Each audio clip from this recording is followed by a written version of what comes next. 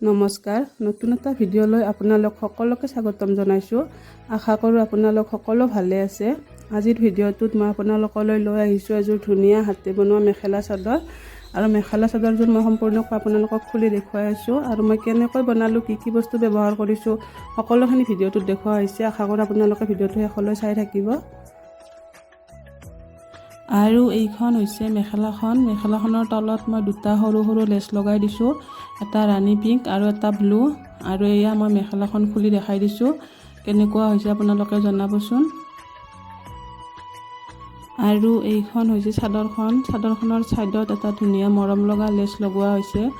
আৰু লেচটোত মই এটা ষ্টন ব্যৱহাৰ কৰিছোঁ। আৰু এয়া চাদৰখন গাঁঠি লোৱা হৈছে ফুলৰ কালাৰৰ সৈতে মিলাই পিনি। এয়া দেখিছেনে, কেনেকুৱা লাগিছে আপোনালোকে জনাবচোন।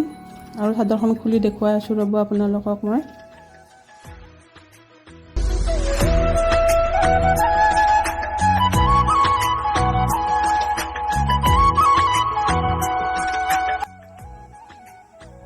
এয়া ভিডিঅ'ত দেখুৱাই থকা সামগ্ৰীখিনি ব্যৱহাৰ কৰিয়ে মই এই মেখেলা চাদৰযোৰ বনাইছোঁ।